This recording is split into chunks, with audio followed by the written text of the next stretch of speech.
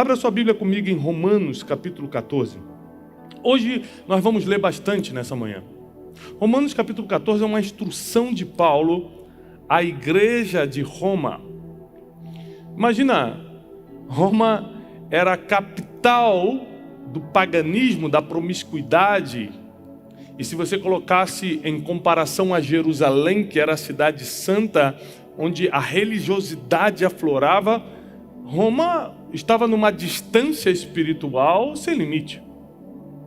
E Paulo resolve começar a discipular a cidade de Roma. Que desafio! O centro do Império Romano, onde vale tudo, desde os atos do paganismo até a sexualidade liberada e aflorada, tudo em Roma era permitido. Então, é claro, gerava muitos conflitos de pode ou não pode, faço ou não faço, o que eu devo e o que eu não devo, porque agora o cristianismo estava chegando, as leis espirituais estavam começando a serem conhecidas na cidade de Roma. Então as pessoas que iam se convertendo e acreditando no caminho, queriam saber para onde eu vou, o que eu faço, o que eu posso continuar fazendo, o que eu não posso. Esses dias alguém me perguntou: Tiago, eu acredito em Deus, mas também não abro mão do meu horóscopo, porque eu quero saber qual é a mensagem do meu signo naquele dia. E eu falo: querido, é impossível você acreditar em Deus e estar apegado a qualquer outra crendice ou misticismo, porque Deus não divide a glória dele com ninguém. Ou você acredita 100% em Deus, ou nada, porque 99% ele já não quer.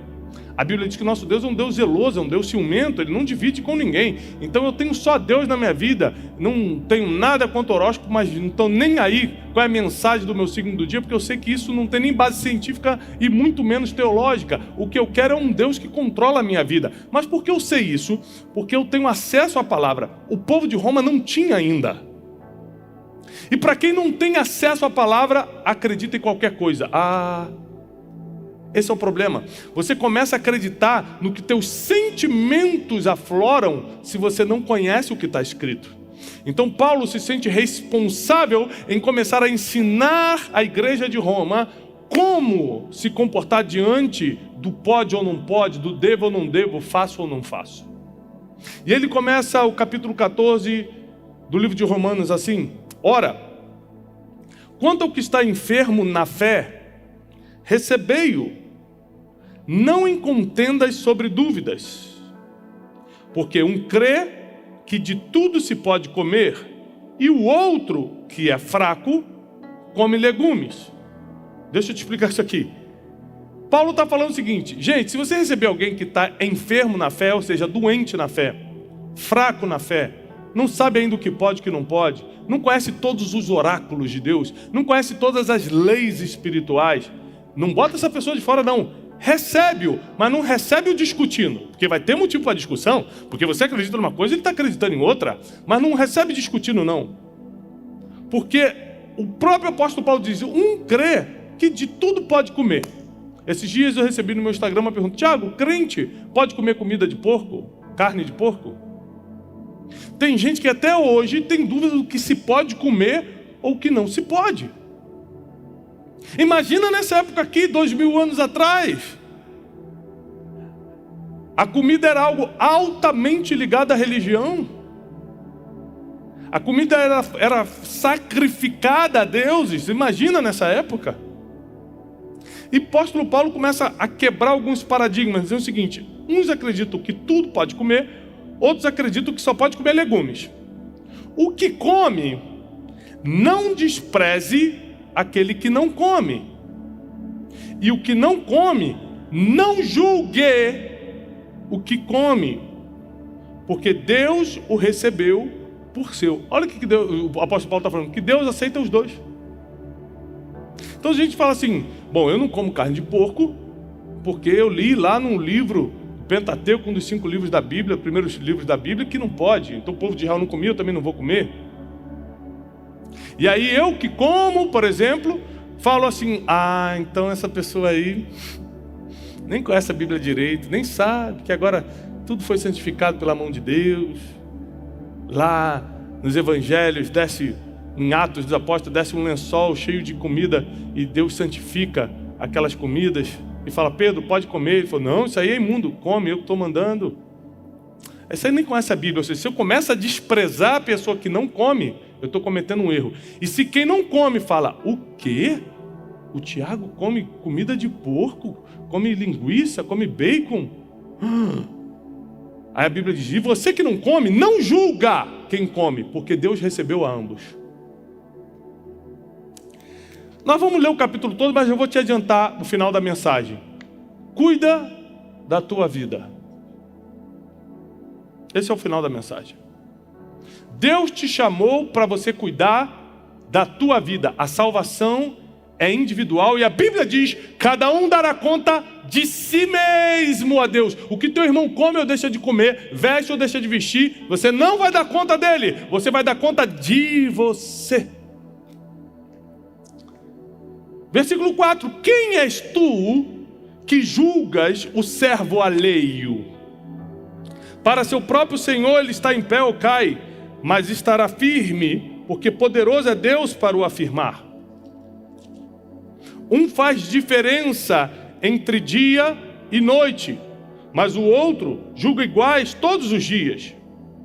Cada um esteja inteiramente seguro em sua própria mente. Vou te explicar esse versículo. Desde essa época até hoje, tem pessoas que fazem separação de dias. Por exemplo: Tiago, a gente está na sexta-feira santa, você não vai comer carne vermelha não, né? Só carne branca. Na cabeça dessa pessoa, ela acredita, e a Bíblia diz que não tem nenhum problema nenhum se acreditar no que quiser, em termos de comida e tal, que não pode comer. E o outro, diz a Bíblia, todos os dias são iguais. Não quero saber se é ano novo, se é Natal, se é Páscoa. Eu como todo dia igual, eu como feijão todo dia, eu como carne vermelha todo dia, um exemplo. Aí a Bíblia diz: cada um esteja inteiramente seguro em sua própria mente. O que é a sua mente, ou seja, a sua consciência, que é por onde o Espírito Santo fala contigo? O que a sua mente, a sua consciência está te dizendo? Esteja seguro sobre isso.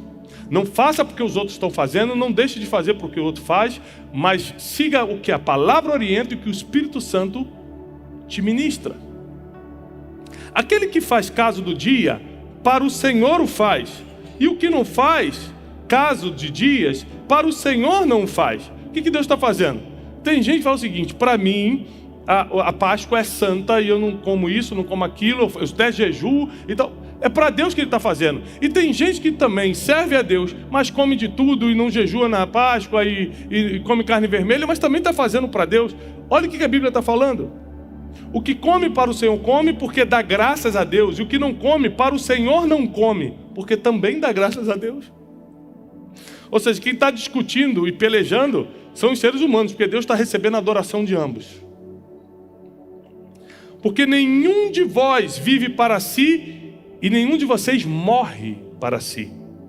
Porque se vivemos, vivemos para o Senhor, e se morremos, para o Senhor morreremos. De sorte que vivamos ou morramos, somos do Senhor. Porque foi para isto que Cristo morreu e ressurgiu, e tornou a viver para ser Senhor, tanto dos mortos como dos vivos.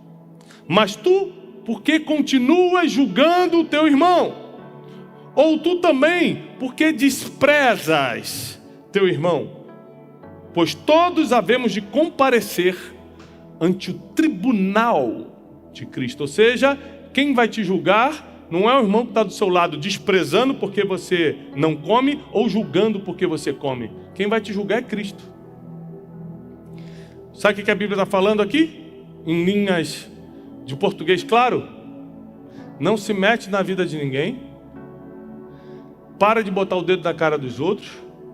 Cuida da tua vida, porque Deus está no controle. É Deus quem está no controle. Versículo 11.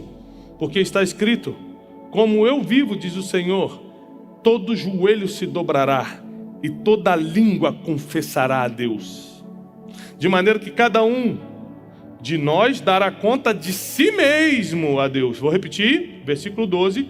Cada um de nós dará conta de si mesmo a Deus. Então para que eu vou focar da tua vida se eu não vou dar conta disso? Para que eu vou espalhar algo que você fez de errado se eu não vou dar conta disso? Para que eu quero saber qual é o problema, a fofoquinha do teu casamento, qual é a fraqueza da tua vida financeira, se você está devendo ou não, se eu não vou dar conta disso, eu vou dar conta da minha dívida, eu vou dar conta dos meus erros, eu vou dar conta dos meus pecados, eu vou dar conta da minha consciência. Se eu sabia que era errado comer e comi ainda assim, se minha consciência me acusava, não faz, e ainda assim eu fui lá e fiz, eu vou dar conta de mim e não dos outros. Mas parece que nesse mundo a gente está mais preocupado com o que os outros estão fazendo do que com o que a gente faz.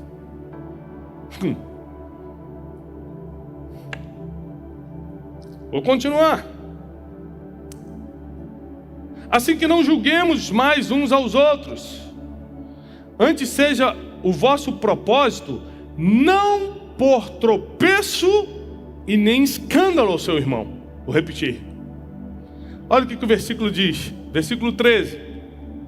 Assim que não nos julguemos mais uns aos outros. O apóstolo Paulo, para de julgar o cara, para de julgar a moça. Você não sabe o passado dela, acabou de se converter, o outro ainda está trabalhando, eu estou trabalhando na vida dele, ainda estou no processo de salvação com aquele ali. Rapaz, você não sabe de onde eu tirei ele está bem melhor do que antes, você está acusando ele de estar assim hoje. Deixa comigo, não julguem uns aos outros. Antes seja o vosso propósito não ser tropeço ou escândalo para ninguém. Vou te falar, se você não tem propósito de vida, eu vou te dar um agora. Teu propósito de vida é não ser tropeço e nem escândalo para ninguém. Tiago, eu não sei qual é o meu propósito, já vou te adiantar um. Seja o vosso propósito não por tropeço ou escândalo ao seu irmão. Ou seja, não prejudique ninguém, não atrapalhe a vida de ninguém, não promova escândalo na vida de ninguém, não fofoque sobre a vida de ninguém, não exponha a vida de ninguém, não calunie ninguém. Esse é teu propósito, cuidar da tua vida e deixar que Deus cuide dos outros. Mas se por causa, versículo 14, perdão, eu sei e estou certo no Senhor, que nenhuma coisa é de si mesmo imunda, a não ser para aquele que a tem por imunda. Para esse é imunda. Olha o que a Bíblia está falando sobre comida, bebida, o que pode, o que não pode. Falando o seguinte: nenhuma coisa por si só é imunda, a não ser para aquele que considera. Sabe o que a Bíblia está falando? Se você acha que comer porco é imundo, se você acha que eu não posso na data tal fazer tal coisa, que eu tenho que jejuar tal dia, se é isso que você acha, então realmente faça, porque a Bíblia diz que é a tua consciência que diz o que pode e o que não pode. Mas agora, se por causa de comida você deixa o teu irmão triste, você já não anda no amor. Aqui o apóstolo Paulo vai começar a falar como é que você deve realmente proceder. Se por causa de comida você contrista o teu irmão, ou seja, deixa ele triste, você sabe que ele não gosta de tal coisa, que ele acha que é pecado tal coisa, você vai lá e faz, mesmo não sendo, você vai lá e faz, você já não está andando no amor. Não destruas por causa de comida aquele por quem Cristo morreu. Não ofenda uma pessoa por causa de coisas que não vai interferir na tua salvação, nem na dele, aquele por quem Cristo morreu. Não seja, pois, blasfemado o vosso bem, porque o reino de Deus não é comida nem bebida, mas justiça e paz e alegria no Espírito Santo. Porque quem nisto serve a Deus, agradável é a Deus e aceita aos homens. Sigamos, pois, as coisas que servem para a paz e para a edificação dos outros. Ou seja, sigamos, pois, as coisas, para onde a gente tem que seguir? Para as coisas que promovem paz e edificação. Onde eu começo a pecar? Não é quando eu como alguma coisa, é quando eu estou fazendo para intriga e quando eu não edifico alguém. É quando eu estou fazendo para implicar, é quando eu estou fazendo para perturbar, é quando eu quero atrapalhar, é quando eu quero escandalizar. Não destrua por causa de comida a obra de Deus. É verdade que tudo é limpo, mas mal vai para o homem que come com escândalo. Ou seja, tudo é limpo, mas cai mal para o homem que faz isso por escândalo. Bom é comer carne, bom é não comer carne, e nem beber vinho, e nem fazer outras coisas em que teu irmão tropece, ou se escandalize, ou se enfraqueça. Então, Tiago, Eu posso comer carne vermelha? Depende, na casa de quem? Essa pessoa vai se escandalizar com isso? Tiago, eu posso beber vinho? Bom, a Bíblia diz, não vos embriagueis com vinho. Então, a partir do momento que você não tem controle sobre isso, você já está em pecado. Outra coisa, o problema não é o que você come ou bebe, está escandalizando quem? Onde você faz? Não escandalize, não tropece e nem enfraqueça teus irmãos. Tu tens fé? Tenha em ti mesmo diante de Deus. Bem-aventurado aquele que não se condena a si, mesmo naquilo que aprova. Bem-aventurado, ou seja, feliz aquele que não se condena nas coisas que aprova.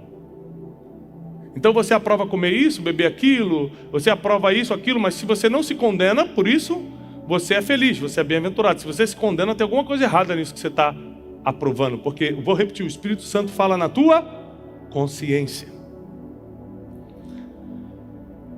Último versículo. Mas aquele que tem dúvidas, o apóstolo Paulo é muito profundo. Aquele que tem dúvidas, se come, está condenado, porque não come por fé. E tudo o que não é de fé é pecador. Tudo que não é de fé, tudo que não é por fé é pecado. Ou seja, se você tem dúvida, não faça, porque você vai pecar, não porque é pecado a comida ou a bebida, mas porque você está na dúvida e está fazendo. A tua consciência mostra para você o que você pode e o que não pode. Eu já fui em vários ambientes mundanos, festas. Uma vez eu fui num evento em Las Vegas. Imagina, a cidade do pecado. Mas como nunca na minha vida eu tive problema com festa, com essas coisas, não era meu ambiente, eu pude passar nesses lugares e ser luz, e não ser contaminado pelas trevas. Mas eu sei que tem pessoas que, se for no mesmo lugar, mesmo sendo luz hoje, elas vão voltar, porque foi dali que elas saíram, e aquilo ela não consegue lidar. Então o que é pecado para mim, às vezes não é para você, o que é para você, às vezes não é para mim. Existem coisas que são claras. Mentir é pecado para todo mundo. Roubar é pecado para todo mundo. Mas tem coisa que é só para você, porque em ambientes você não pode mais entrar. Existem coisas que você não pode mais beber. Existem coisas que você não pode mais comer. A Bíblia não tem lista disso. É a sua consciência que vai saber. Sabe por quê? Você sabe de onde saiu. Você sabe contra o que luta. Você sabe quais são os teus desejos ocultos. O Espírito Santo mostra para você o que você pode e o que não pode. Ou seja, você está tão confuso com o que pode e o que não pode, que ainda perde tempo acusando ou julgando os outros. Para! Cuida da tua vida. A tua vida tem muita coisa para ajeitar ainda. A tua vida tem muita coisa para ajeitar ainda. Sempre quando alguém vem me dar uma notícia triste, você está sabendo? Eu falei, não sei e não quero saber. Porque não me interessa a fraqueza de ninguém, não me interessa a queda de ninguém. Se eu posso ir lá para ajudar, me chame. Só para saber da história, eu não quero. Porque eu estou cheio de fraqueza para lidar aqui na minha vida. Eu estou cheio de problema para resolver na minha vida. Eu quero focar na minha redenção. Eu quero focar na minha salvação. Eu quero focar nas coisas que eu ainda preciso consertar diante de Deus. Eu quero me aprofundar na minha intimidade com Deus. E o meu propósito maior não é ser pregador. O meu propósito maior não é ser treinador de pessoas. O meu propósito maior é não ser escândalo nem tropeço para ninguém. A sua vida tem que andar em coerência com a palavra para que você não seja escândalo nem tropeço para ninguém. Tiago, eu já fui muito escândalo para as pessoas, já fui muito tropeço para as pessoas. Ainda bem que nós servimos a um Deus de misericórdia. Você dobra seus joelhos, se arrepende diante dele e mostra frutos de arrependimento. João Batista, quando está falando para os fariseus, vocês são umas raças de víboras. Vocês têm que se arrepender e mostrar frutos de arrependimento. Mostrar que estão vivendo uma nova vida. Todos nós aqui erramos e pecamos. E provavelmente ainda na nossa vida vamos errar e pecar. Que Deus nos livre. Mas é provável que ainda façamos. Mas ninguém aqui deve estar disposto a viver no erro ou continuar no pecado. Quando você foca na vida do outro, seja diminuindo, desprezando ou julgando, você está tirando os olhos do teu erro e colocando os olhos nos outros. Sabe que isso te leva para nada, porque não adianta de nada, porque cada um vai dar conta de si mesmo a Deus. Nessa manhã eu trago uma palavra de exortação. Tem domingo que eu venho aqui falar contigo e te instruo. Tem vezes que eu venho mais profeticamente e declaro sobre a sua vida. Mas hoje eu vim te exortar. É tempo de tirar os olhos dos outros e focar em você, porque cada um dará conta de si mesmo. A tua salvação é individual. Para de diminuir quem não faz o que você faz e para de julgar quem faz aquilo que você não faria. O resumo da história é que a Bíblia não te dá base para você colocar os teus olhos no que os teus irmãos estão fazendo, e sim no que você faz. Eu venho nessa manhã te alertar para que, se você faz alguma coisa que cause escândalo na vida de alguém, deixe de fazer. Você imagina que existem muitas coisas que eu gostaria de fazer e não posso. Por quê? Porque é pecado? Não, porque iria escandalizar algumas pessoas. Às vezes eu estou, por exemplo, aconteceu recentemente, eu estava num restaurante com alguns amigos, me convidaram por causa de um dia especial que nós estávamos celebrando, e serviram uma comida muito especial, uma coisa muito chique, muito especial. E eu comecei a tirar foto e fiquei tentado a subir aquilo no meu stories do Instagram. É pecado, Wesley, eu subir no stories do meu Instagram uma comida? É pecado ou não é? Não, mas eu iria escandalizar e se torna pecado, porque tem gente que me segue ali que não pode. Ou que acha, puxa, ele é um homem de Deus e está comendo uma coisa tão cara, não estava nem pagando. E mesmo se eu estivesse pagando, eu não pago porque eu sou um homem de Deus, eu pago porque eu sou empreendedor, porque eu sou trabalhador. Mas as pessoas não sabem, por causa da ignorância das pessoas, eu prefiro me abster de postar algumas coisas, porque eu não quero ser tropeço e nem escândalo para ninguém. Esse é o caminho para você se tornar um homem e uma mulher de Deus. Não é fazer o que quer, é fazer o que não faz os outros tropeçarem. É fazer o que não vai escandalizar ninguém. E eu tenho que abrir mão de muita coisa. Coisas que eu gostaria, coisas que eu queria. Mas pode ser tropeço para alguém. Mas pode escandalizar alguém. Vou dar um exemplo. Você acha que é pecado eu ir sem camisa na praia? Tem certeza? E você que está em casa? Você acha que é pecado eu ir sem camisa na praia? Não, Thiago, nada a ver. Então, recentemente eu fui passar mini férias no Nordeste com meus filhos. E quando eu estava saindo para a praia, eu coloquei uma camisa daquelas de surfista, que fica colada no corpo. A gente vai sem camisa. Eu falei, meu amor, pessoas podem me reconhecer, como aconteceu, e vão querer tirar foto. E eu vou estar sem camisa, e daqui a pouco vão subir na internet. Eu não quero, porque por mais que para mim não seja pecado, para algumas pessoas pode ser estranho. Poxa, o Thiago estava sem camisa, gente, mas é normal. Outros vão falar, não é normal, ele é um homem de Deus. Ele não podia estar assim, é um escândalo. Então, por mais que por mim seja, gente, nada a ver, sem camisa na praia. Mas por causa dos outros, eu me privo de algumas coisas. Não é porque eu acho, é porque está escrito. É porque está escrito. Então, como é que você quer levar a sua vida? Como é que você quer levar o teu relacionamento com Deus? Porque o reino de Deus não é bagunça, não. Seguir a Jesus Cristo não é do jeito que você quer, não. Deus não é um acessório. Ei, Deus não é um acessório. Não reduza Deus como um acessório na tua vida. Ai, eu quero dinheiro, eu quero isso, eu quero estar em signo, quero também naquilo, eu também vou ali no espiritismo, vou em outras coisas. E Deus acima de tudo. Deus não é mais um. Deus não é acessório. Ele é o Senhor da nossa vida. Ele é o Redentor da nossa alma. Se Ele não é o único, melhor não tê-lo. Porque a Bíblia diz que Ele não é quente nem frio. Porque és morno, vomitar-te-ei da minha boca. Eu preciso dar essa palavra para você não achar que servir a Deus é bagunça. Não é! É uma vida de arrependimento, é uma vida diante dEle, é uma vida de oração, de fazendo escolhas para não fazer os outros tropeçarem, para não fazer os outros escandalizarem. É uma vida de bênção? É uma vida de salvação? É uma vida em que Deus pode fazer o impossível na nossa vida? Mas é uma vida de entrega, é uma vida de sacrifício, é uma vida de saber dizer não para um monte de coisa. É uma vida de decisões difíceis. É uma vida de tudo posso, todas as coisas são lícitas, mas nem tudo me convém.